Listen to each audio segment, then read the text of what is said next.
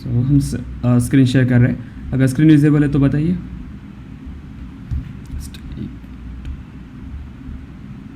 No, एक minute.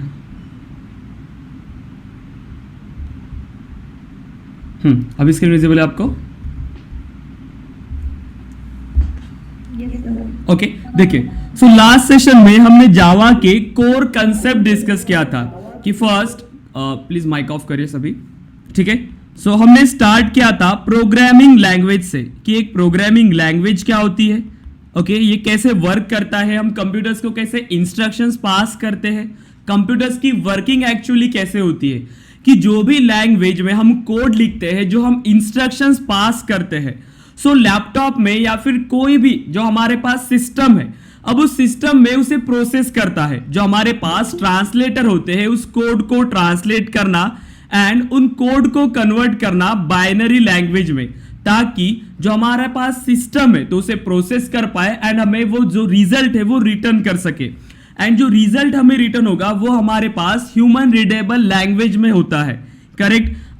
अब इन core concept में हमने प्रोग्रामिंग लैंग्वेज के बारे में डिस्कस किया कि एक प्रोग्रामिंग लैंग्वेज क्या होता है, देन ट्रांसलेटर्स क्या होते हैं, compiler, assembler, interpreter, then low level language क्या होता है, हाई लेवल लैंग्वेज क्या होता है, देन हमने स्टार्ट किया ऑब्जेक्ट ओरिएंटेड प्रोग्रामिंग, ठीक है। अब ऑब्जेक्ट ओरिएंटेड प्रोग्रामिंग में हमने डिस्कस किया था कि ऑब्जेक्ट ओरिएंटेड प्रोग्रामिंग कंसेप्ट क्या है and object oriented programming language क्या है, करेक्ट। एंड इसी में हमने दिन डिस्कस किया क्लासेस के बारे में, ओके। सो क्लासेस, सेकेंड ऑब्जेक्ट, क्लासेस क्या होता है, ऑब्जेक्ट क्या होते हैं, देन अब इसके बाद हमने डिस्कस किया था कोर फंडामेंटल्स। अब कोर फंडामेंटल्स में हमने डिस्कस किया था क्लासेस के बारे में कि क्लास क्या होता है, class is the collection of data members and member functions, okay. Then हमने इसके सिंटैक्स के बारे में समझा था कि क्लासेस हम कैसे क्रिएट करते हैं, ऑब्जेक्ट्स डिक्लेयर करने के लिए क्या सिंटैक्स है, तो ये सभी हमने डिस्कस किया। देन अब जो आप वेरिएबल डिक्लेयर करते हो, ठीक है, जब आप वेरिएबल डिक्लेयर करते हैं तो वेरिएबल के साथ हमें डेटा टाइप डिफाइन करना होता है, तो ये सभी कंसेप्ट्स के बारे में हमने डिस्कस किया था कि डेटा टाइप्स क्या होते हैं, कितने टाइप्स के डेटा टाइप्स है, वेरिएबल्स क्या होते हैं, ओके। देन वेरिएबल्स के टाइप्स को हमने समझा था, keywords, okay, then identifiers, then literals and operators, okay. तो ये सभी हमने डिस्कस किया है बेसिक फंडामेंटल्स में। देन आइडेंटिफायर्स में हमने कुछ रूल्स डिफाइन किया, कीवर्ड्स में हमने डिफाइन किया कि कीवर्ड्स क्या होता है, वेरिएबल्स क्या होते हैं, कितने टाइप्स के वेरिएबल्स है, डेटा टाइप्स क्या है, करेक्ट। अब जो हमने डेटा डिफाइन किया था, हमने कुछ सैंपल कोड किए जहां पर हमने कुछ डेटा क्रिएट किया जो स्ट्रिंग टाइप का डेटा है या फिर इंटीजर टाइप का डेटा है, और उन डेटा पे हमने कुछ ऑपरेशंस परफॉर्म किए हैं। अब सेम जो डेटा हमने डिक्लेयर किया था वो आपका स्टैटिक डेटा था, कि जैसे हमने एक वेरिएबल डिक्लेयर किया और इस वेरिएबल में हमने ऑलरेडी डेटा डिफाइन करके रखा था। जैसे अगर हमें कोई इंटीजर टाइप का डेटा चाहिए तो हम डिक्लेयर करेंगे इंट ए, हम डिक्लेयर कर सकते हैं, मींस हमने सिर्फ उसको डिक्लेयर करके रखा है, प्लस हमने कोई एक स्टैटिक वैल्यू इसमें डिफाइन कर लिया, जैसे हो सकता है कि int b is equal to 10। So हमने ऑलरेडी इसमें वैल्यू डिफाइन किया है, बट अब हमारी नीड क्या है। सो जितना अभी तक हमने डिस्कस किया है, आप यहां तक क्लियर है कि आप अभी एक कोड लिख सकते हैं बेसिक लेवल पे, आप मेथड्स डिक्लेयर कर पाते हैं, आप अगर कोई एडिशन, मल्टीप्लिकेशन, ऐसे सिंपल कोड आप कर सकते हैं। अभी सब लोग आप इस लेवल पे है, बताइए। Yes sir. ओके, देन अब सिंपल हम देखिए, जो हमने डेटा क्रिएट किया है, जैसे मैंने कल आपको कहा था कि आपको क्या करना है, 6 सब्जेक्ट्स की क्या करना है, टोटल निकालना है, कि यूजर के पास 6 सब्जेक्ट्स है, 6 सब्जेक्ट्स हमें स्टोर करना है, सभी की एडिशन निकालना है, देन हमें उसमें एवरेज निकालना है, परसेंटेज निकालना है एंड टोटल मार्क्स। अब ये सभी डिफाइन करने के लिए आपने वेरिएबल्स क्रिएट किए, और इस वेरिएबल में आपने एक स्टैटिक वैल्यूज को होल्ड करके रखा था। अब स्टैटिक वैल्यूज मींस, अब जैसे आपने डिक्लेयर किया, एक क्लास आपने क्रिएट किया होगा, सो क्लास, सो मार्क्स कैलकुलेशन। अब किसी भी नाम से आपने क्या किया होगा, क्लास क्रिएट किया। अब क्लास आपके पास अवेलेबल है, अब इस क्लास में आपने क्या क्रिएट किया, वेरिएबल्स क्रिएट किए होंगे, करेक्ट। जैसे किसी ने लोकल वेरिएबल्स क्रिएट किया होगा, किसी ने इंस्टेंस वेरिएबल क्रिएट किया होगा। अब सपोज आपके पास 6 वेरिएबल्स है, मींस 6 सब्जेक्ट्स के मार्क्स आपको स्टोर करना है। सो फिलहाल आप क्या करेंगे, 6 सब्जेक्ट्स के लिए 6 वेरिएबल्स आपने डिक्लेयर किया होगा। और जैसे अगर हमें इंट में स्टोर करना है, सो इंट, जैसे मैथ सब्जेक्ट हम स्टोर करें, सो मैथ इज इक्वल टू, और सभी ने ऐसे स्टैटिक वैल्यू इसमें पास कर लिया, करेक्ट। अब ये जो वैल्यूज है, हम ये वैल्यूज यूजर से इनपुट लेना चाहते हैं कि जैसे अगर आपको एडिशन परफॉर्म करना है, सो एडिशन परफॉर्म करने के लिए भी हम क्या चाहते हैं कि आपने यूजर से वो इनपुट लेना चाहिए। जब यूजर कोई इनपुट डिफाइन करेगा, उसी नंबर्स पे हमें कैलकुलेशंस परफॉर्म करना है। मींस अब हम क्या चाहते हैं कि हमारे कोड में कोई भी स्टैटिक वैल्यू हम डिक्लेयर नहीं करेंगे, हम एक वेरिएबल डिक्लेयर करेंगे और इस वेरिएबल में वैल्यू जो है वो यूजर ने इनपुट करना चाहिए। सो हम जावा में यूजर से इनपुट ले सकते हैं, और यूजर से अगर आपको इनपुट लेना है तो उसके लिए हमारे पास मल्टीपल वेज है, ओके। सो ये सभी हमें डिफाइन करना होगा कि हम यूजर से कैसे इनपुट डिफाइन कर सकते हैं, ठीक है। ओके, 1 मिनट में सभी को ऐड कर दीजिए।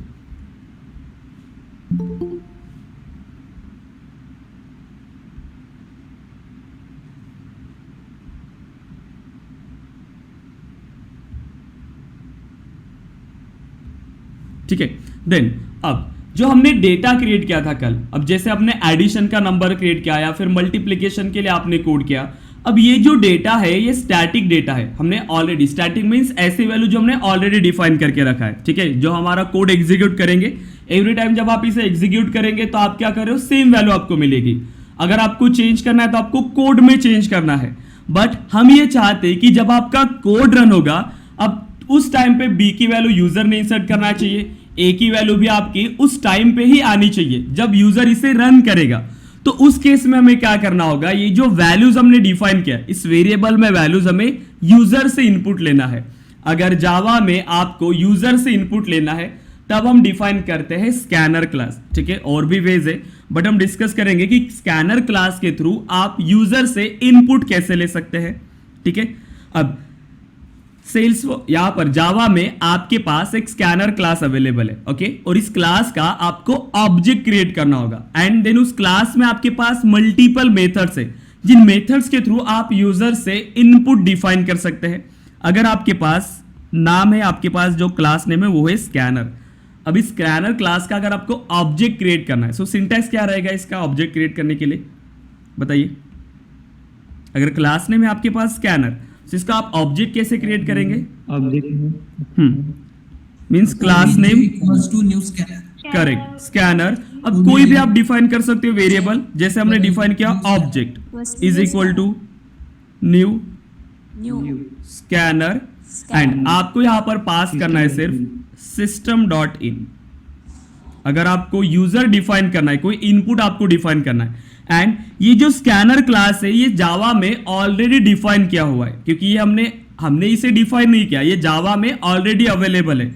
अगर हमें इस क्लास की प्रॉपर्टीज को यूज करना है तो हमें क्या करना होगा, इस क्लास का ऑब्जेक्ट क्रिएट करना है। सो हमने ऑब्जेक्ट क्रिएट किया।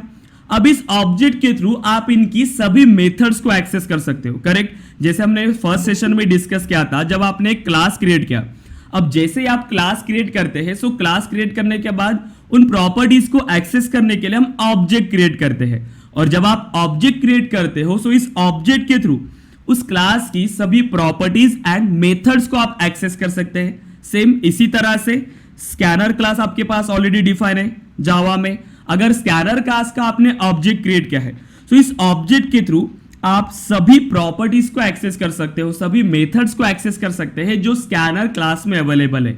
और जावा में जो स्कैनर क्लास अवेलेबल है, ये यूटिल जो एक पैकेज होता है उस पैकेज में अवेलेबल है। अगर हम ट्राई करेंगे इसे एग्जीक्यूट करने के लिए, सो पहले हमें इसे इंपोर्ट करना होगा। सपोज करें कि हम यूजर से इनपुट डिफाइन करना चाहते हैं, सो एक न्यू क्लास हम क्रिएट करते हैं इस केस में।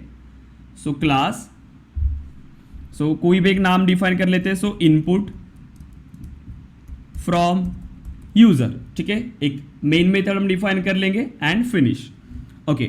अब इस केस में हमें क्या चाहिए, जो हमारे पास क्लास हम क्रिएट कर रहे हैं, अब जो वेरिएबल्स हम इसमें क्रिएट करेंगे, हम नहीं चाहते कि इसमें हम कोई स्टैटिक वैल्यू पास करें। जैसे ही इस कोड को रन करेंगे यूजर्स, तो उस यूजर ने इसे इनपुट देना चाहिए। जैसे हम यहां पर डिफाइन कर रहे हैं इंटीजर ए, ओके, हम डायरेक्टली इसमें वैल्यू डिफाइन कर सकते हैं, बट जब भी आप कोड रन करेंगे हमारे पास सिर्फ 10 वैल्यूज मिलेगी। अगर चेंज करना है तो आपको कोड में आना होगा और यहां से इसे चेंज करना होगा, बट हम ये चाहते हैं कि इस केस में ये वैल्यू नहीं चाहिए। अब ये जो वैल्यू है ए की, ये यूजर ने डिफाइन करना चाहिए, सो हमने इसको सिर्फ डिक्लेयर करके रखा है। और हम ये चाहते हैं कि ए में जो वैल्यू आएगी, जो यूजर इस कोड को रन कर रहा है उस यूजर ने यहां पर वैल्यू डिफाइन करना है। सो सिंपली आप क्या करेंगे, स्कैनर क्लास का आप ऑब्जेक्ट क्रिएट करेंगे, क्योंकि अगर यूजर से हमें इनपुट डिफाइन करना है तो आपको स्कैनर क्लास का ऑब्जेक्ट क्रिएट करना होगा। सो सिंपल कैसे क्रिएट करते हैं हम देखिए, स्कैनर, अब कोई भी आप नेम दे सकते हैं जैसे OBJ is equal to so new scanner, and हमें यहां पर पास करना होगा कंस्ट्रक्टर में सिस्टम डॉट इन। अब हमने क्या कहा कि जब भी आप ये क्लास यूज करेंगे तो ये क्लास कहां पर अवेलेबल है, यूटिल पैकेज में। अब देखिए ये आपको एरर शो कर रहा है, तो जैसे अपने क्लास डिफाइन किया स्कैनर क्लास और ऑब्जेक्ट क्रिएट किया, तो ये आपको एरर डिफाइन हो रहा है। सब एरर को रीड करिए, then import scanner Java dot util, क्योंकि जो हमारे पास स्कैनर क्लास है जो जावा में अवेलेबल है, सो उसे हमें इंपोर्ट करना होगा जावा डॉट यूटिल पैकेज से। सो डायरेक्टली से इंपोर्ट पे क्लिक करिए। अब देखिए एक स्टेटमेंट आपके पास ऐड हुआ, इंपोर्ट जावा डॉट यूटिल डॉट स्कैनर। तो हमने स्कैनर क्लास को अब इंपोर्ट किया है। अब आप इस क्लास को यूज कर सकते हो जो हमने ऑब्जेक्ट क्रिएट किया, और इस ऑब्जेक्ट के थ्रू अब जितनी भी मेथड्स अवेलेबल है स्कैनर क्लासेस में जो हेल्प करता है यूजर से इनपुट लेने के लिए, अब आप इसे यूज कर सकते हो। जैसे हमारी नीड है कि हमें इस इंटीजर वेरिएबल में डेटा इनपुट करना है और वो भी यूजर से चाहिए। जब आप इसे रन करेंगे तो आपके पास एक आना चाहिए कि जहां से आप इनपुट दे रहे हो कोई भी यूजर्स। अब सिंपली अब देखें, सो इस इंटीजर ए में हम वैल्यू डिफाइन करना चाहते हैं। सो आप एक स्टेटमेंट डिफाइन कर सकते हैं, जैसे हमें आउटपुट स्क्रीन पे चाहिए। सो सिस्टम डॉट, अब मुझे बताइए कि आउटपुट स्क्रीन पे अगर कोई स्टेटमेंट आपको प्रिंट करना है तो उसके लिए क्या हुआ है, system dot out dot print ln, correct. And जो भी स्टेटमेंट आप यहां डिफाइन करेंगे वो as it is output screen पे प्रिंट होगा। So enter the value of A, यहां तक आप क्लियर है।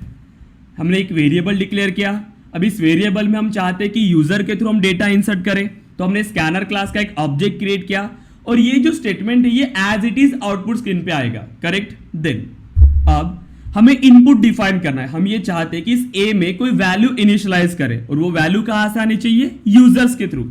सो ए इज इक्वल टू हम वैल्यू इनिशियलाइज कर रहे हैं। अब देखिए ऑब्जेक्ट हमने क्रिएट किया है स्कैनर क्लास का, सो ओबीजे डॉट, अब इस क्लास में आपके पास देखिए मल्टीपल मेथड्स है। आपको इंटीजर इनपुट लेना है या फिर आपको स्ट्रिंग इनपुट लेना है, क्योंकि हम मल्टीपल टाइप्स के थ्रू डेटा क्रिएट कर रहे हैं, और जो इस टाइप का हमने वेरिएबल क्रिएट किया है उसी टाइप का डेटा हमें इसमें स्टोर करना होगा। वो स्ट्रिंग हो सकता है, बुलियन हो सकता है, इंट हो सकता है, फ्लोट हो सकता है, करेक्ट। तो आप जिस टाइप का डेटा क्रिएट करेंगे तो उस टाइप से आपको मल्टीपल मेथड्स यूज करना है। जैसे अगर आपको इंटीजर ए में डिफाइन करना है, मींस ए में किस टाइप की वैल्यू आप होल्ड कर सकते हैं, ओनली इंटीजर वैल्यू। सो आपको ऑब्जेक्ट स्कैनर से, जो स्कैनर ऑब्जेक्ट हमने क्रिएट किया, यहां से आपको सिर्फ इनपुट लेना है इंटीजर टाइप का। सो आपके पास मेथड अवेलेबल है नेक्स्ट इंट, देखिए नेक्स्ट इंट मेथड आपके पास अवेलेबल है। अब इसे क्लोज कर दीजिए। अब इस नेक्स्ट इंट के थ्रू आप सिर्फ इंटीजर वैल्यू इनपुट कर सकते हैं। अब अगर आप इसमें डिफाइन करिए, देन अब सिंपली इसे प्रिंट करके देखिए, system dot out dot print Elon, और हम डिफाइन करना चाहते हैं ए की वैल्यू। So a is equal to और प्लस ए, हम ए को प्रिंट कर रहे हैं, सिंपल। अब देखिए हमने क्या कहा, इंटीजर ए सिर्फ हमने डिक्लेयर करके रखा। हम ये चाहते कि जब आप ये कोड रन करेंगे तो यूजर ने ए की वैल्यू इनपुट करना चाहिए। सो यहां पर हमने एक स्टेटमेंट डिफाइन किया, जैसे ही कोड रन होगा हमारा line by line code execute होगा। मेन मेथड से एग्जीक्यूशन स्टार्ट हुआ, स्कैनर का हमने ऑब्जेक्ट क्रिएट किया, ये statement as it is output screen पे प्रिंट होगा।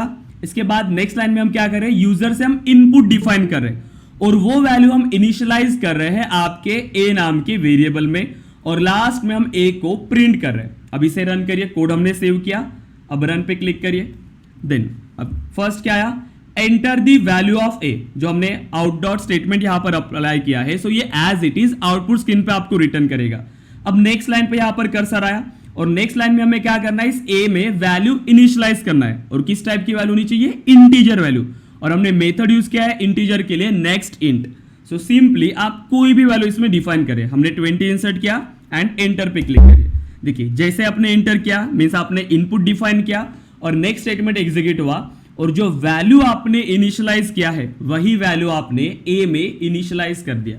अब जब आप ए को प्रिंट करेंगे, अब ए में क्या वैल्यू अवेलेबल है, जो आपने यहां इनपुट स्पेसिफाई किया था। यहां तक क्लियर हो आप? सिंपल है। अगर यूजर से कोई इनपुट आपको डिफाइन करना है, कर पाएंगे अब आप? ये क्लियर हुआ है कोड, या फिर और इसको एग्जीक्यूट करें सेम कोड को, बताइए।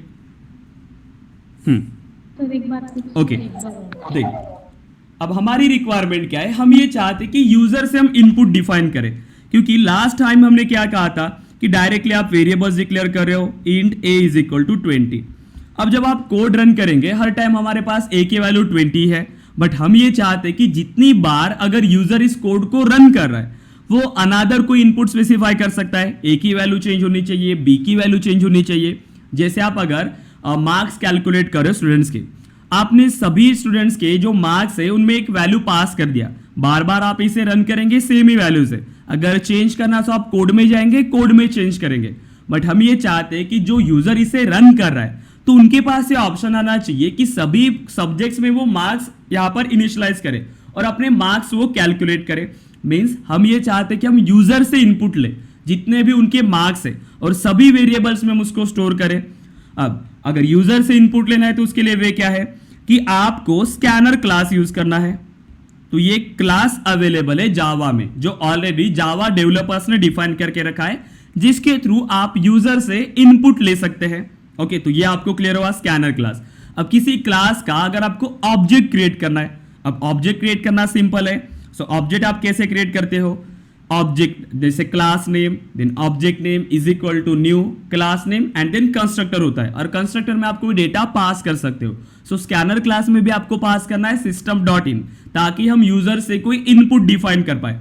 अब जो वेरिएबल्स हमने क्रिएट किया है, अब हो सकता है कि आपके पास इंटीजर वेरिएबल हो, आपके पास बुलियन टाइप का डेटा हो, ओके, जैसे फ्लोट हो सकता है, डबल हो सकता है, करेक्ट, या फिर स्ट्रिंग हो सकता है।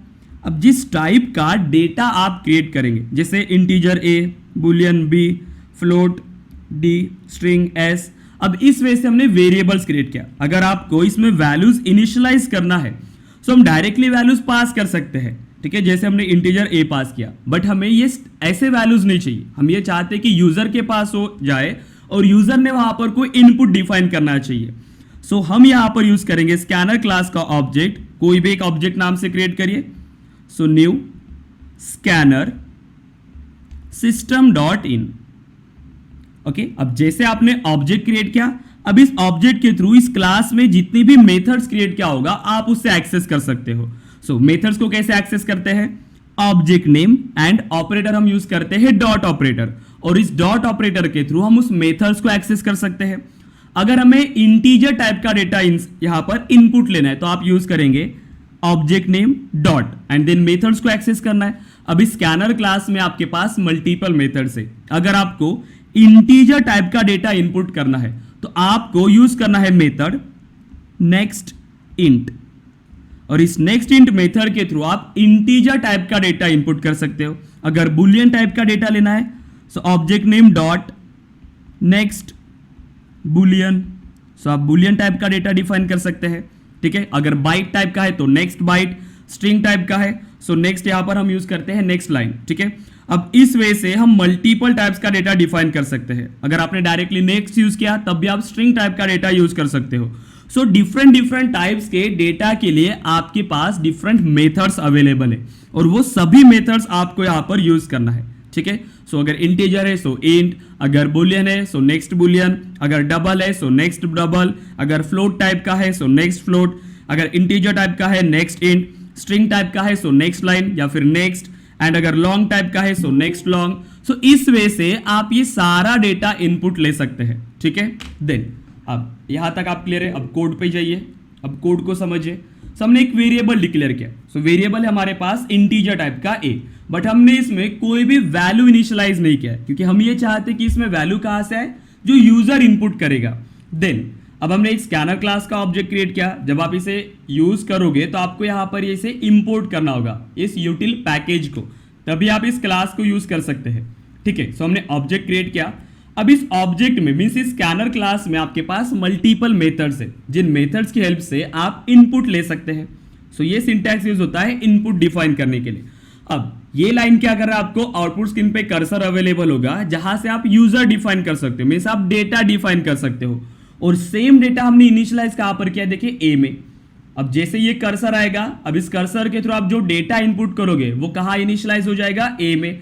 सो फर्स्ट ये स्टेटमेंट एग्जीक्यूट हुआ, enter the value of a. Then ये स्टेटमेंट एग्जीक्यूट हुआ, ये क्या कर रहा है, आप कोई इनपुट डिफाइन करना होगा। किस टाइप का इनपुट, इंटीजर टाइप का। और जैसे आपने इसमें इंटीजर टाइप का इनपुट डिफाइन किया, वो आप असाइन कर रहे हो ए नाम के वेरिएबल में। अब जो भी इनपुट आप डिफाइन करेंगे वो ए में असाइन हुआ है। अब लास्ट में आप क्या कर रहे हो, सिर्फ ए को प्रिंट कर रहे हैं। अब जैसे आप ए को प्रिंट करेंगे, सो जो वैल्यू आपने असाइन किया है ए में, वो वैल्यू आपके पास अवेलेबल होगा। अब इसे रन करिए। देन अब first statement declaration, then scanner class का ऑब्जेक्ट क्रिएट किया। अब नेक्स्ट क्या है आपके पास, ये आउटपुट पे जो आउटपुट स्क्रीन पे आप एक स्टेटमेंट प्रिंट करें, तो ये स्टेटमेंट आपके पास आया। नेक्स्ट लाइन में कर्सर आएगा क्योंकि हम एलएन यूज करें, नेक्स्ट लाइन। देन अब नेक्स्ट इंट मींस आप कोई इनपुट स्पेसिफाई कर रहे हो, जो आप इनपुट डिफाइन करेंगे वो कहाँ इनिशियलाइज कर रहे हैं हम, ए नाम के वेरिएबल में। और लास्ट में हमने ए को प्रिंट किया। तो 3 स्टेटमेंट्स आपके पास आने चाहिए। अब इसे रन करिए।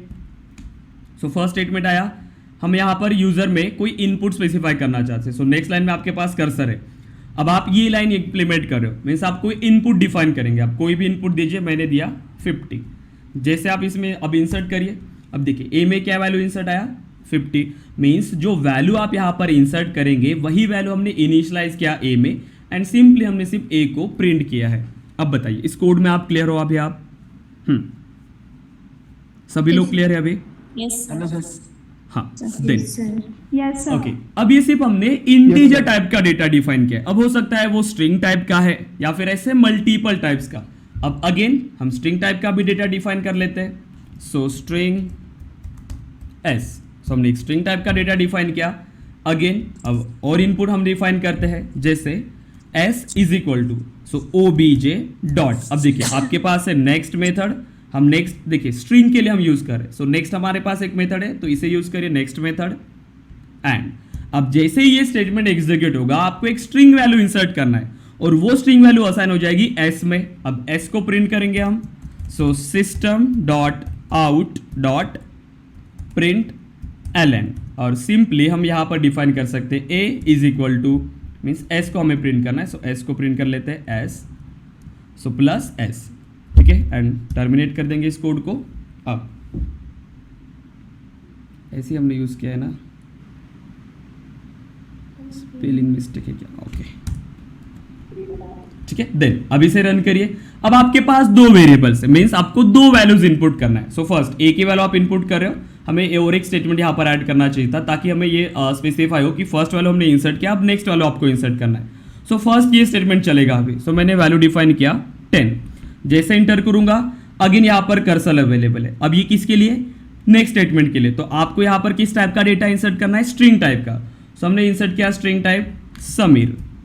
ठीक है, अब एंटर करिए। अब देखिए सो ए की वैल्यू है 10 और एस की वैल्यू हमने डिफाइन किया है समीर। सो जो टेक्स्ट आपने इंसर्ट किया, मींस जो स्ट्रिंग हमने इंसर्ट किया, वो अभी इस एस नाम के वेरिएबल में अवेलेबल है। अब बताइए, अब इस वे से आप इनपुट डिफाइन कर पाएंगे। आपके पास मल्टीपल डेटा है, जैसे जितना डेटा हमने क्रिएट किया अभी तक। सो हो सकता है कि आप स्ट्रिंग टाइप का डेटा डिफाइन करिए या फिर आप इंटीजर टाइप का डेटा डिफाइन करिए। सो फर्स्ट अब क्या क्या मेथड्स हम यूज कर सकते हैं जो स्कैनर क्लास में अवेलेबल है। सो फर्स्ट मेथड जब हम यूज करेंगे, जैसे अगर आपको कोई इंट वैल्यू चाहिए, सो मेथड आपके पास नेक्स्ट इंट, और नेक्स्ट इंट यूज होता है इंटीजर के लिए। ठीक है, देन अब हो सकता है कि आपको बुलियन वैल्यू चाहिए। सो बुलियन वैल्यू कैसे हम डिफाइन करेंगे, सो मेथड है आपके पास नेक्स्ट बुलियन, और इस नेक्स्ट बुलियन मेथड के थ्रू आप बुलियन वैल्यू इंसर्ट कर सकते हैं। सो बुलियन। थर्ड, अगर आपको बाइट टाइप का डेटा इंसर्ट करना है, सो नेक्स्ट बाइट। ये सभी स्कैनर क्लास की मेथड से, जिसके थ्रू हम यूजर से इनपुट डिफाइन कर सकते हैं। सो ये है आपके पास बाइट। अगर डबल टाइप का डेटा चाहिए, so fourth one. So next double so इसमें हम डबल टाइप का डेटा डिफाइन कर रहे हैं.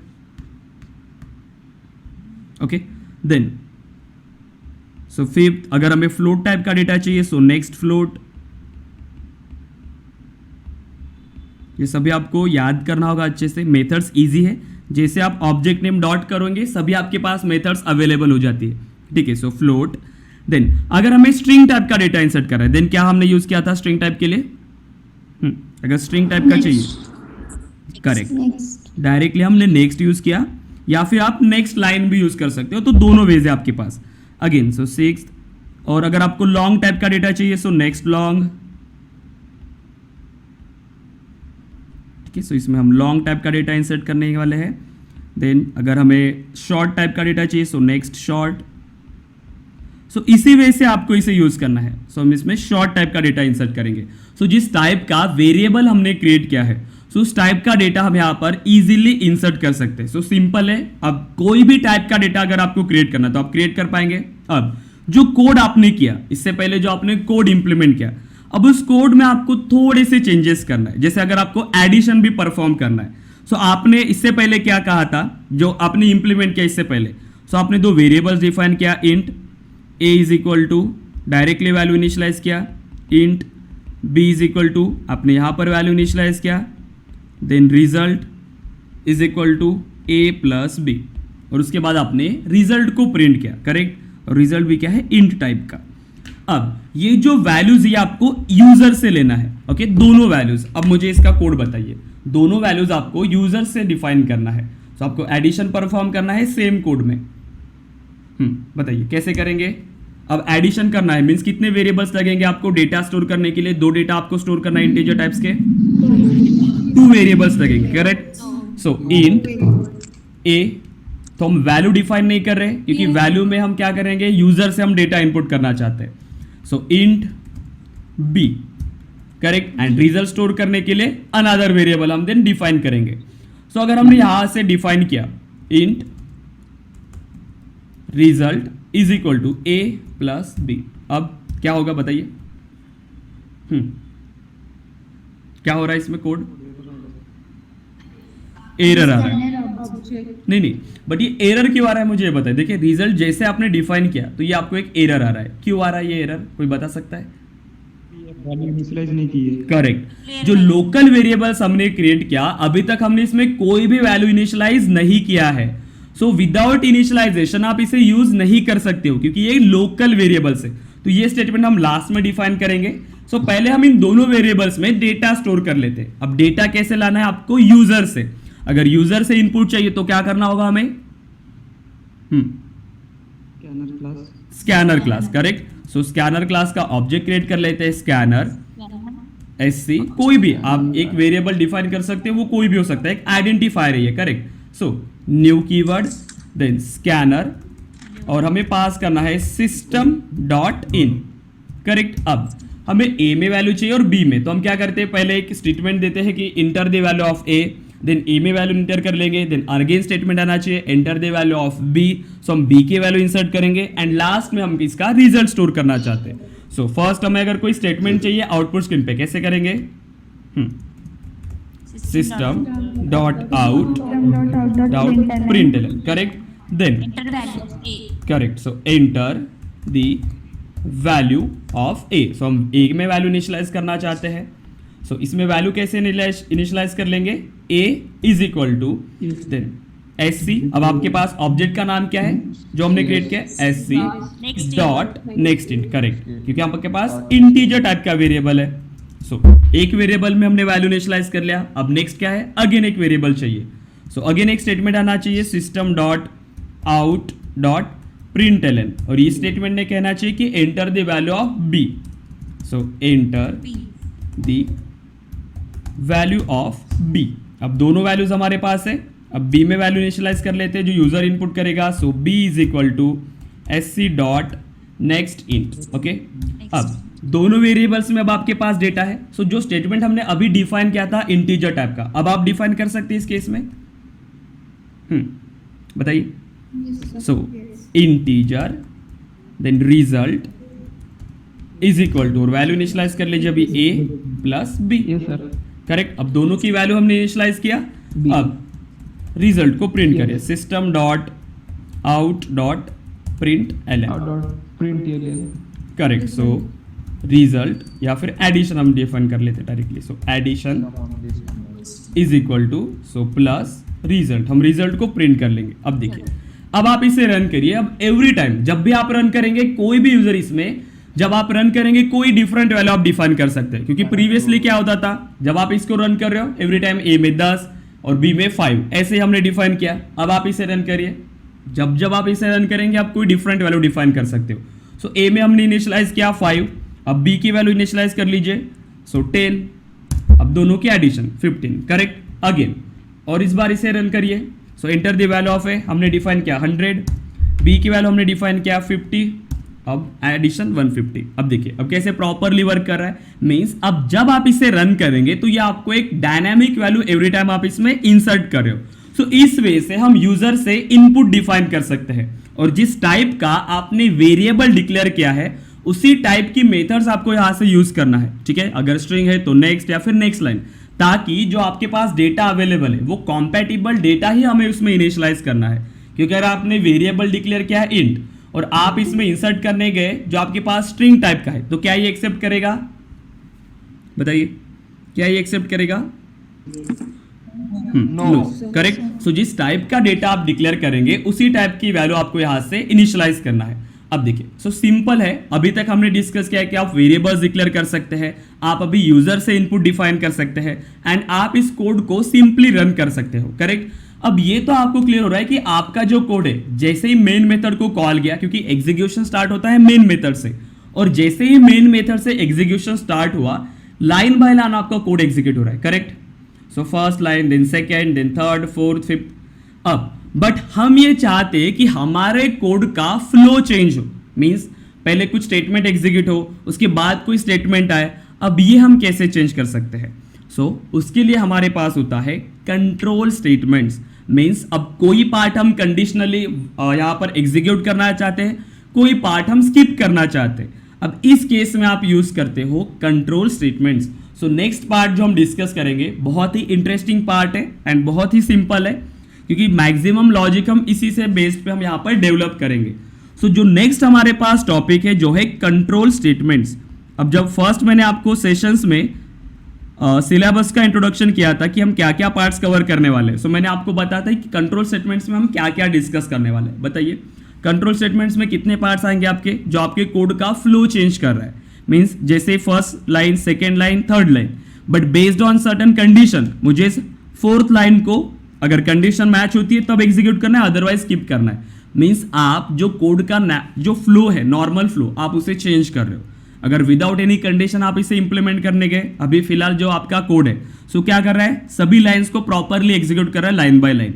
बट हम ये चाहते हैं कि इस लाइन को ये कंडीशनली रन करे, अगर कंडीशंस मैच होती है तो एग्जीक्यूट होना चाहिए, अदरवाइज नहीं, ठीक है। या फिर इसी लाइन को हमें बार बार एग्जीक्यूट करना है। मींस आप अपने कोड का जो है वो फ्लो चेंज कर रहे हो, मींस आप कंट्रोल कर रहे हो इस कोड को, ठीक है।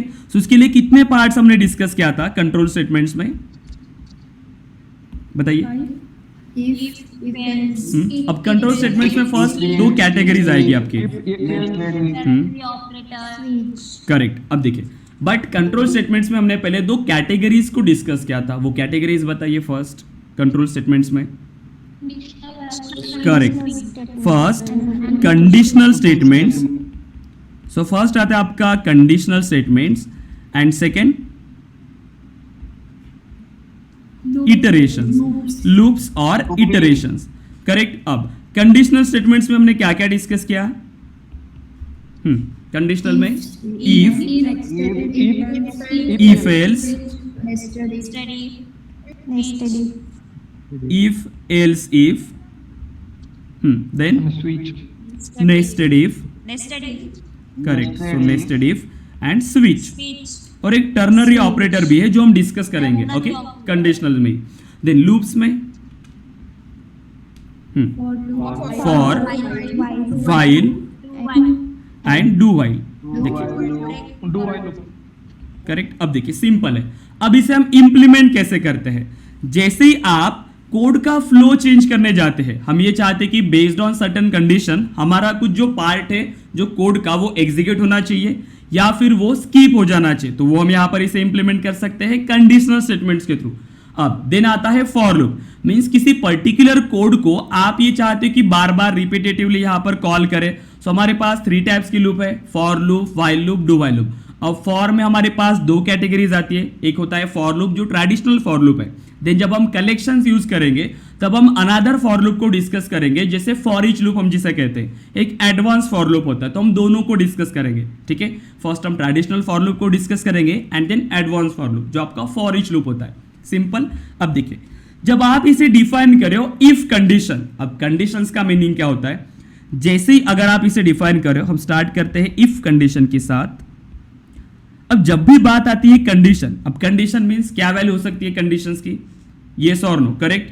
कंडीशंस की वैल्यू क्या हो सकती है, कंडीशन एक तो ट्रू रिटर्न करेगा आपको या फिर फॉल्स रिटर्न करेगा, करेक्ट। अगर मैंने आपको एक कंडीशन डिफाइन किया, एक कंडीशन बताया, तो आपका आंसर येस हो सकता है या फिर नो हो सकता है। अब सेम उसी तरह से जब आपका कोड चल रहा है नॉर्मली, अब उस कोड का फ्लो आपको चेंज करना है, तब आप डिफाइन कर सकते हैं कंडीशनल स्टेटमेंट्स।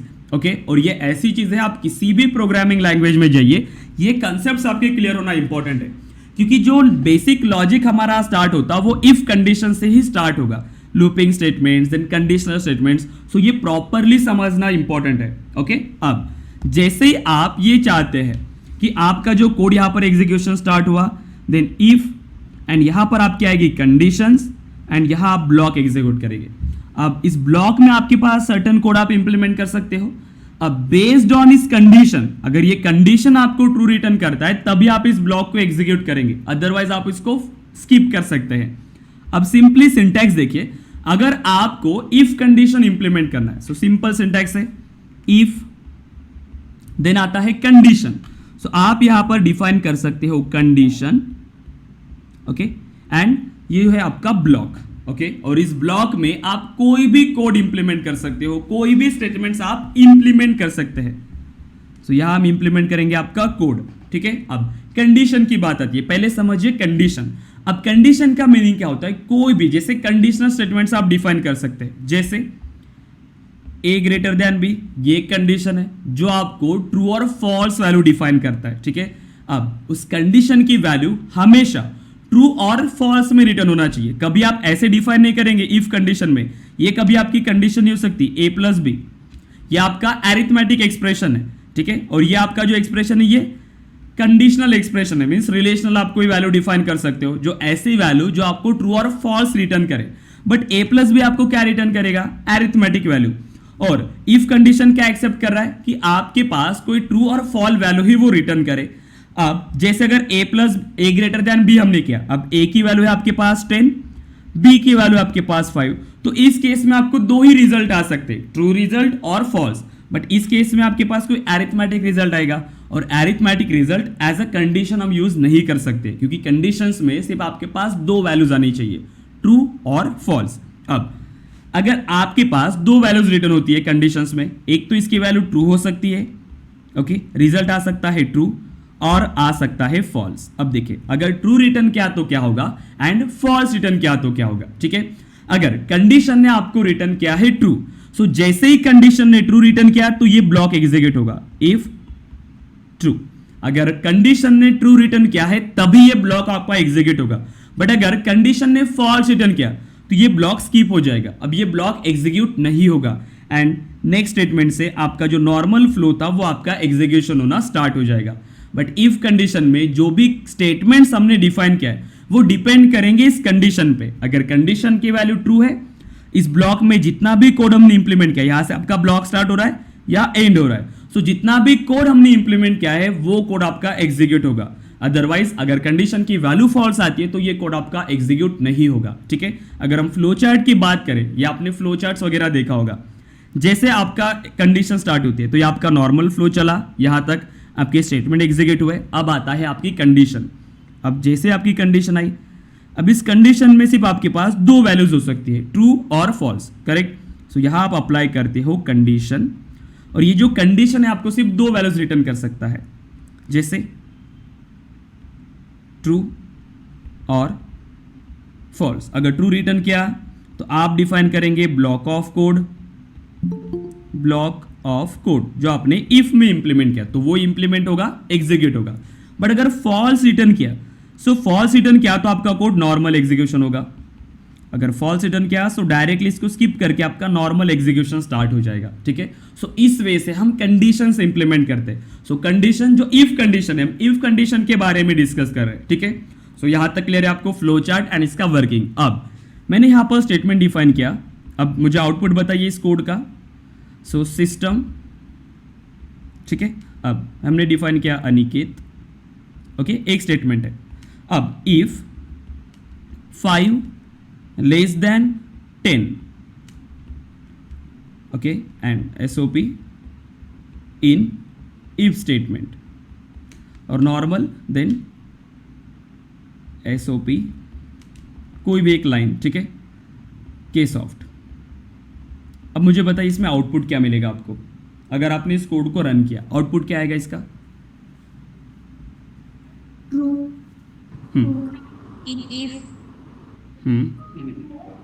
अब देखिए फर्स्ट कंप्लीट आउटपुट बताइए, ये आपका कंप्लीट कोड है इतना। जैसे अगर एसओपी मींस यहां से आपका एग्जीक्यूशन स्टार्ट हुआ, अब कंडीशन में आया यहां पर, अब देन कंडीशन है, करेक्ट, इन इफ। अब क्यों ये इन इफ में आया बताइए? करेक्ट। अब कंडीशन ने आपको क्या रिटर्न किया इस केस में? क्योंकि जो 5 है, अब 5 लेस देन 10, अब कंडीशन ने क्या रिटर्न किया? ट्रू। अब जैसे ही कंडीशन ने ट्रू रिटर्न किया, ये आपका ब्लॉक एग्जीक्यूट होगा, करेक्ट। अगेन एग्जांपल, अब सपोज करिए कि आपने कंडीशन अप्लाई किया है if 10 is less than 5, okay, और यहां पर आपने डिफाइन किया है कोई भी एक statement, so SOP in if. तो क्या ये इन इफ, अब ये स्टेटमेंट एग्जीक्यूट होगा? नो, करेक्ट, क्योंकि कंडीशन अब क्या रिटर्न करेगा आपको? False, correct. अगर फॉल्स रिटर्न किया तो आपका जो ब्लॉक है वो एग्जीक्यूट नहीं होगा, ठीक है। अब इसे रन करिए। अब कोई भी कंडीशन हो सकती है, किसी भी वे से हम यहां पर कंडीशंस अप्लाई कर सकते हैं। सो न्यू क्लास हम क्रिएट करेंगे कंडीशनल स्टेटमेंट्स के लिए। So new, so if statement examples, ठीक है, देन मेन मेथड, ओके। अब कोई भी वैल्यूज अगर आप डिफाइन कर रहे हो, सपोज करें कि हमारे पास है int a is equal to, हमने वैल्यू डिफाइन किया 20, int b is equal to, और b में हमने वैल्यू इनिशियलाइज किया, इसमें है 10, ठीक है। अब यहां पर हम डिफाइन कर रहे हैं, सो हम दोनों की वैल्यू प्रिंट कर लेते हैं, system dot out dot print ln, ठीक है। सो हम ए की भी वैल्यू डिफाइन कर लेते हैं, a is equal to so plus a, and दोनों जैसे b है, सो b की भी वैल्यू हम प्रिंट कर लेते हैं, सो b is equal two plus b, ठीक है। अब हमें कंडीशन हम डिफाइन कर रहे हैं, सो इफ अगर b greater than a, so define कर रहे हैं b greater than a, so system dot out dot print ln। सो हमने स्टेटमेंट डिफाइन किया b is greater than a, okay. अब बताइए, अब a की वैल्यू क्या है एंड b की वैल्यू क्या है? a की वैल्यू क्या है हमारे पास? 20, b की वैल्यू है 10। सो ये स्टेटमेंट तो नॉर्मल फ्लो है, तो ये एज इट इज प्रिंट करेंगे आपके आउटपुट स्क्रीन पे। देन आता है आपका conditional statement, so if b greater than a, अब b की वैल्यू क्या है? 10, a की वैल्यू है 20। अब ये स्टेटमेंट क्या रिटर्न करेगा आपको? b greater than a, false. अगर फॉल्स रिटर्न किया तो क्या ये स्टेटमेंट आपका एग्जीक्यूट होगा? नो, मींस आउटपुट स्क्रीन पे क्या आना चाहिए? सिर्फ a की वैल्यू और b की वैल्यू, बस दोनों की ही वैल्यू इसने प्रिंट करना चाहिए। अब इसे एग्जीक्यूट करिए, देखिए a एंड b। अब ये स्टेटमेंट आपका स्किप हो गया, क्योंकि जैसे ही कंडीशन ने फॉल्स रिटर्न किया, ये स्टेटमेंट आपका एग्जीक्यूट नहीं होगा। देन अब हम यहाँ पर वैल्यू चेंज कर रहे हैं b का। अब ये कंडीशन क्या रिटर्न करेगा आपको? क्या रिटर्न करेगा? अभी ट्रू, क्योंकि b की वैल्यू ग्रेटर देन a है। अब कंडीशन सेटिस्फाइड हो रही है, कंडीशन ने ट्रू रिटर्न किया, जैसे ही कंडीशन ने ट्रू रिटर्न किया आपका फर्स्ट ब्लॉक एग्जीक्यूट होगा, मींस इफ ब्लॉक यहां पर आपके पास एग्जीक्यूट होना चाहिए। सो अब रन करिए इसे, देखिए a is equal to 20, b is equal to 100 and b is greater than a। Simple है। सो इफ कंडीशन आपको लोगों को क्लियर है? बताइए इफ कंडीशन। ओके, देन अब नेक्स्ट आता है आपके पास इफ एल्स। अब इफ में हमने क्या डिस्कस किया कि इफ में आपके पास सिर्फ एक ब्लॉक है, अगर कंडीशन की वैल्यू ट्रू है तो ब्लॉक एग्जीक्यूट होगा, अगर कंडीशन की वैल्यू फॉल्स है तो ब्लॉक स्किप हो जाएगा। अब नेक्स्ट अगर हम ये चाहते कि दो पॉसिबिलिटीज है कि इफ अगर एग्जीक्यूट किया तो अनदर कोड एग्जीक्यूट होना चाहिए, अगर फॉल्स रिटर्न किया तो कुछ अनदर पार्ट एग्जीक्यूट होना चाहिए, मींस दोनों कंडीशंस पे हमारा कुछ कोड एग्जीक्यूट होना चाहिए। अब जैसे हमने यहां पर दोनों स्टेटमेंट इंप्लीमेंट किया, सो नेक्स्ट हमारे पास स्टेटमेंट है सेकेंड इफ एल्स। अब सिंटैक्स डिफाइन करिए, सिंपल है। सो इफ, देन हम डिफाइन करते हैं कंडीशन। अगर कंडीशन ने ट्रू रिटर्न किया यहां तक आपका सेम है, सो ब्लॉक इफ ट्रू, अगर कंडीशन ने ट्रू रिटर्न किया तो ये ब्लॉक एग्जीक्यूट होगा।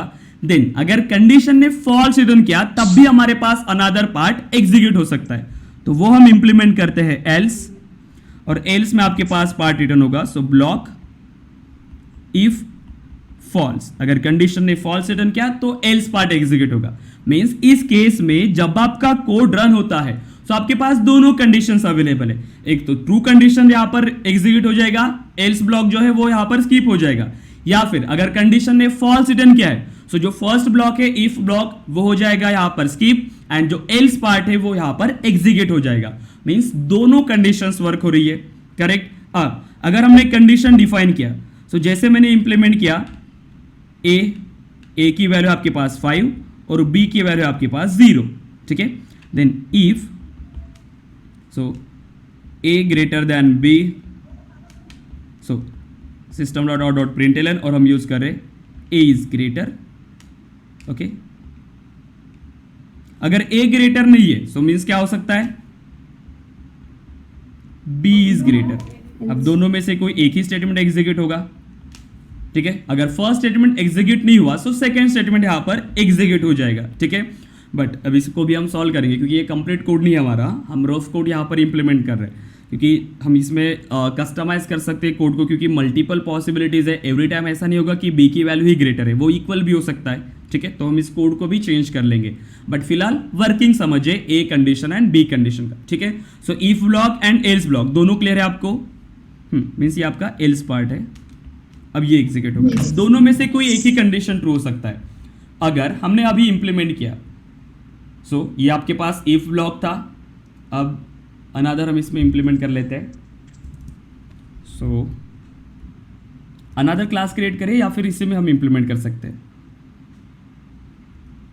आप कर पाएंगे, या फिर कोड आपको चाहिए रहेगा ग्रुप में,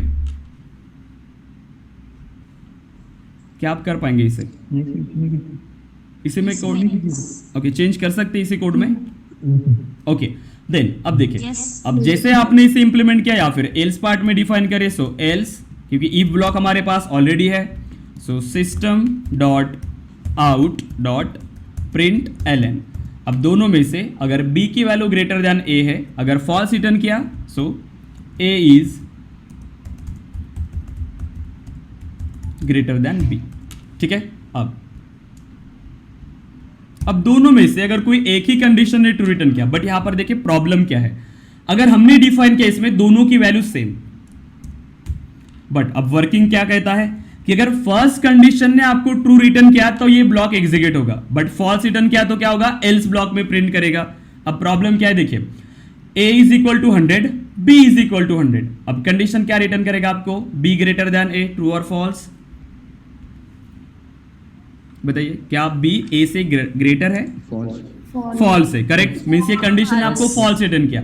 अब जैसे ही कंडीशन ने फॉल्स रिटर्न किया फिर भी आपका अनदर स्टेटमेंट एग्जीक्यूट हो रहा है, क्योंकि वर्किंग है उसका। अगर फर्स्ट कंडीशन ने ट्रू रिटर्न किया तो ये ब्लॉक एग्जीक्यूट होगा, otherwise directly false block execute होगा। अभी से एग्जीक्यूट करिए, देखिए a is greater than b, क्योंकि एल्स ब्लॉक में ये इंप्लीमेंट हो रहा है, तो इसे में हम चेंज करेंगे, क्योंकि हमारे पास और भी वेज है, इल्स इफ, ओके, तो वो भी हम डिस्कस कर लेते हैं। बट इफ एल्स का मीनिंग क्लियर है आपको कि इफ कैसे वर्क करता है और एल्स कैसे वर्क करता है? बताइए। ओके, देन नेक्स्ट आपके पास पार्ट आता है इफ एल्स इफ। अब देखिए, अब आपके पास अगर मल्टीपल कंडीशंस है, मींस हम ये चाहते हैं कि ये जो सेकंड स्टेटमेंट्स है कि अगर फर्स्ट कंडीशन ने आपको फॉल्स रिटर्न किया तो डायरेक्टली एल्स पार्ट एग्जीक्यूट हो रहा है, बट इस एल्स पार्ट को एग्जीक्यूट होने से पहले हम अनदर कंडीशन चेक करना चाहते हैं। अब हम डिफाइन करते हैं इसमें। सो थर्ड आपके पास पार्ट आता है इफ एल्स इफ। सो अगर फर्स्ट कंडीशन हम चेक करें इफ, देन आपके पास आता है कंडीशन, देन इफ पार्ट, ये है आपका if block, then second block आएगा एल्स। बट इस एल्स में अगेन आप कंडीशन चेक कर सकते हो, ठीक है। ओके, एक मिनट, स्क्रीन स्टॉक हो गई है, एक मिनट। देन एल्स अगेन आप इफ कंडीशन डिफाइन कर सकते हो। देखिए प्रीवियसली एल्स, इफ एल्स में क्या था, इफ एंड डायरेक्टली आप एल्स डिफाइन कर रहे थे, बट यहां पर एल्स में भी आप इफ कंडीशन डिफाइन कर रहे हो। सो एल्स इफ एंड अगेन आप कंडीशन चेक कर सकते हैं, करेक्ट। सो कंडीशन चेक किया, again block, so else if block, अब ये ब्लॉक एग्जीक्यूट होगा। सो ऐसे हम मल्टीपल ब्लॉक्स एग्जीक्यूट कर सकते हैं एल्स इफ के। और लास्ट में अगर सभी कंडीशन फॉल्स होती है, अनुराधा प्लीज आपका माइक ऑफ करिए। हाँ, अब अगर सभी ब्लॉक्स ने अगर आपको फॉल्स रिटर्न किया तो एक डिफॉल्ट ब्लॉक हमारे पास हो सकता है जो है आपका else block. So else and आपके पास अगर सभी ब्लॉक्स ने फॉल्स रिटर्न किया, अगर फर्स्ट कंडीशन ने आपको ट्रू रिटर्न किया तो ये ब्लॉक एग्जीक्यूट होगा, बट अगर फॉल्स रिटर्न किया सो सेकंड कंडीशन चेक करेगा। अगर सेकंड कंडीशन ने ट्रू रिटर्न किया तो ये ब्लॉक एग्जीक्यूट होगा। अगर सेकंड ब्लॉक ने भी अगर फॉल्स रिटर्न किया तो ये थर्ड ब्लॉक की तरफ जाएगा। अगर ऐसे सभी एल्स इफ ब्लॉक ने आपको फॉल्स रिटर्न किया, सो लास्ट में तो एल्स ब्लॉक आपका एज इट इज प्रिंट करेगा। सो इस वे से आपके पास एल्स इफ कंडीशन वर्क करता है, ठीक है। अब डायरेक्टली आप डिफाइन कर सकते हो इस केस में। अब आप चेक कर पाएंगे, बताइए मुझे। अब आप इसे यूज कर सकते हो, else if A, correct. So again बस आप क्या करेंगे, इफ हम जैसे कंडीशन चेक कर सकते हैं, अगर b ग्रेटर देन a है, अगर ये कंडीशन ट्रू है तो यहां पर एक कोड आना चाहिए। देन अगेन हम चेक कर रहे हैं a ग्रेटर देन b, अगर ये कंडीशन ट्रू होती है तभी ये आना चाहिए, अदरवाइज अगर a भी ग्रेटर नहीं है एंड b ग्रेटर नहीं तो एल्स में क्या आ सकता है, क्या हो सकता है फिर, अगर a भी ग्रेटर नहीं और b ग्रेटर नहीं है, करेक्ट, मींस दोनों की वैल्यू सेम हो सकती है। So system dot out dot print ln, so a and b are equal. So इस वे से हम यहां पर लॉजिक डिफाइन कर सकते हैं। सो सिंपल है। सो हमने इफ कंडीशन डिफाइन किया, इफ एल्स हमने समझा, और इफ एल्स इफ, सो हमने तीन स्टेटमेंट्स आज डिफाइन किया है। अब नेस्टेड इफ भी सिंपल है, या फिर टर्नरी ऑपरेटर, स्विच, ये भी सिंपल है, बट आप क्या करेंगे, बस इसके अंदर आपको डिफाइन करना होगा। नेस्टेड मींस इफ के अंदर अनदर इफ, ठीक है। सो फिलहाल आप सिर्फ ये तीनों स्टेटमेंट डिफाइन करिए। सभी यूजर से आपको इनपुट लेना है एंड इसे आपको चेक करना है। आप थोड़े से लॉजिकल क्वेश्चन हमें डिस्कस करना है। अब इफ कंडीशन आपको क्लियर है, इफ एल्स आपको क्लियर है, एंड इफ एल्स इफ, तो हमने तीनों स्टेटमेंट डिस्कस किया है। अब आप देखिए तीनों का यूज करके आपको कुछ बेसिक क्वेश्चन यहां पर चेक करना है। ओके, सो आप यूजर से इनपुट लेंगे। अब मैंने यहां पर डायरेक्टली वैल्यू पास किया सिर्फ एक्सप्लेन करने के लिए, बट आप जब कोड इंप्लीमेंट करेंगे आपको यूजर से इनपुट लेना है जितना भी, क्योंकि दोनों में इसका आपको दिन प्रैक्टिस हो जाएगा। दो इनपुट लीजिए, ठीक है, 2 इनपुट्स आपने डिफाइन किया, कोई भी एक इंटीजर नंबर्स, और दोनों में से आपको यह चेक करना है कि ग्रेटर कौन है, ठीक है। जो ग्रेटर है वो आपको डिस्प्ले करना है, फाइंड ग्रेटर, और ये दोनों वैल्यूज कहां से आनी चाहिए, यूजर से। सो फर्स्ट ये आपका कोड हुआ। सेकंड, और 2 इनपुट लेने के बाद यहां से आपको चेक करना है even odd, and again check करना है पॉजिटिव एंड नेगेटिव। सो दोनों में से पॉजिटिव एंड नेगेटिव ये आपको चेक करना है। कर पाएंगे आप? यस सिंपल है। इवन ऑड के लिए क्या लॉजिक इंप्लीमेंट करते हो? इवन ऑड कैसे चेक करेंगे? Number modulo divided by 2. Divided by 2। ठीक है। अब देखिए 2 ऑपरेटर्स आप बोल रहे हो, कोई कह रहा है आप डिवाइड या फिर 2। अब कैसे होता है देखिए, 10 और ये आपके पास नंबर है 2, सो हमको 2 से डिवाइड करना है, बट आपके पास 2 ऑपरेटर्स आते हैं, एक आता है डिवाइड ऑपरेटर एंड एक आता है मॉड्यूलस ऑपरेटर। अगर आपने यू यूज किया 10 डिवाइड बाय 2 तो क्या आंसर आएगा, एंड 10 मॉड्यूलस 2 क्या आंसर आएगा? दोनों में से क्या आंसर आएगा फर्स्ट का? 10 डिवाइड बाई 2 क्या आंसर आना चाहिए? इसमें क्या आना चाहिए? 5 एंड यहाँ पर 0।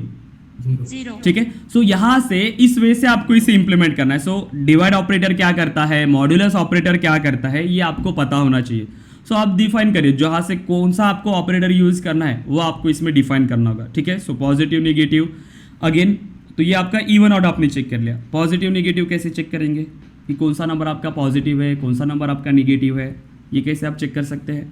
Greater than 0, less than. Correct, greater than 0 and less than 0। जैसे आपके पास जो स्केल होती है, सो स्केल में ये स्टार्ट होता है 0, राइट हैंड साइड के जितने भी नंबर्स है वो पॉजिटिव 3, 4, 5 और यहाँ पर जो भी नंबर्स आते हैं वो नेगेटिव आते हैं।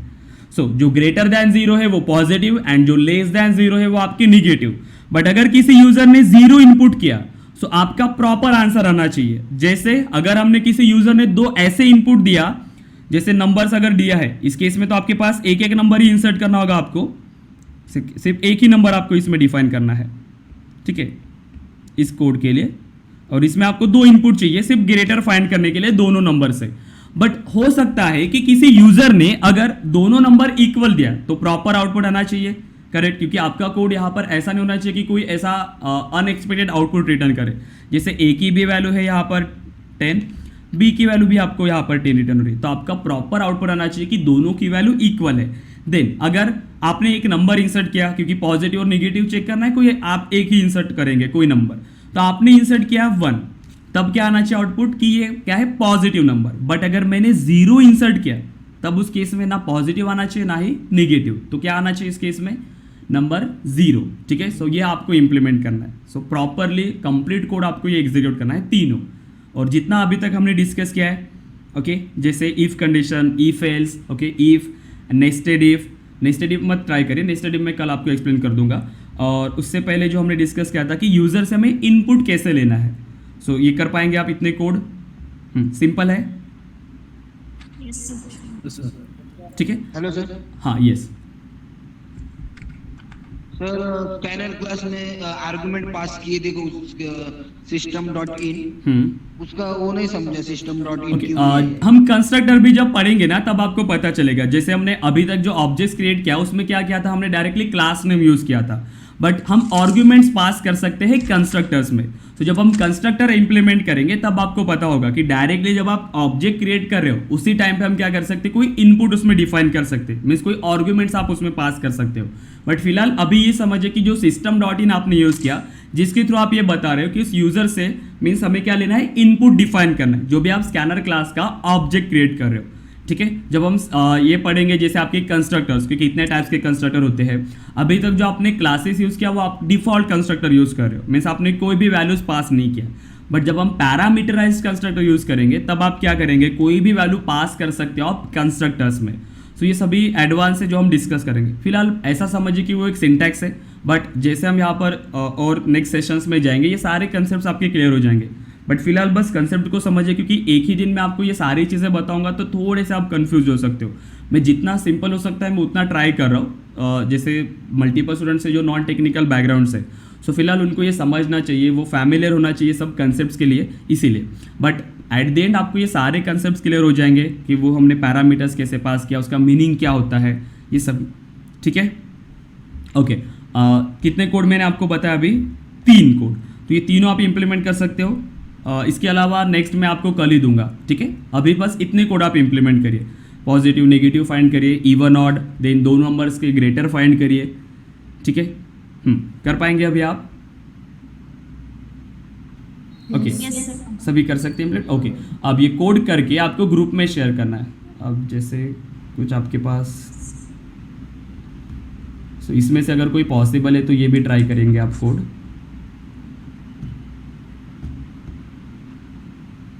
ठीक है, सो पॉजिटिव नेगेटिव, देन यही है आपके पास मैक्सिमम, दोनों में से ये ग्रेटर कौन सा है, अमाउंट 3 नंबर्स।